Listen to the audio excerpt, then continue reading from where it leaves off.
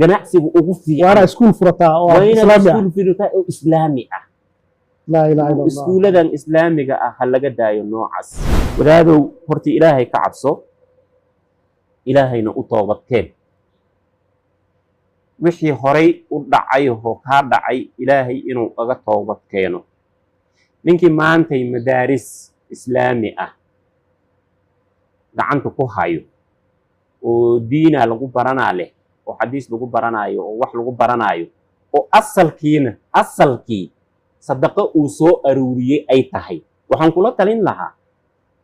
xoolahaas xaraash sadaqada dadka masaakiinta u qaybi adigana risiq ilaahay wuu badan yahay ganacsi iyo waxaad gaban kartid oo aad samaysan karto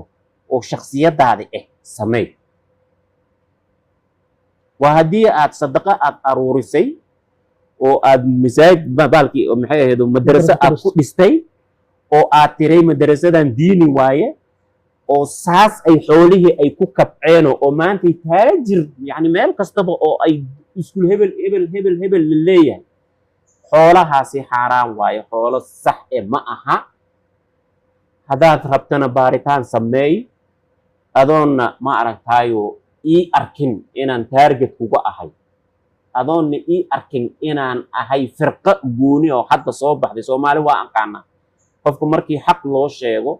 waxyaalo fara badan uu ma aragtaayo waa adag tahay in xoolo tabcay oo hanti tabcay oo hantidaas tabcay tiraado wixii ka faraxalo xalaal ma aha maxaa yeelay sadaqa aruurisay sadaqada waxa iska lahaa masaakiina iska leh fiiri lagama shaqeysan karo sadaqa masaakiinkiyo joogo adiga inaad ma aragtaayo si kala u isticmaasho fiiri masaakiinka buu jooga wali ma dhamaanin masaakiinta way buuxaan waaye marka uu dardarankaaga wada marka dardarankaygiyan wada marka waxaan leeyahay kan hadda kadib rabo inuu sadaqa inuu aruuriyo ama masaajid inuu ku dhiso rabo ama madrasa inuu ku dhiso ganacsiga ugu wanaagsan maanta la sameeyo madaaris waayay dadka dhaxaan ganacsiga ugu fiican waana iskuul furata oo islaami ah la ilaha illa allah iskuuladan islaamiga ah ha laga daayo noocaas waxa aan leeyahay iskuulada islaamiga ah noocaas ha laga daayo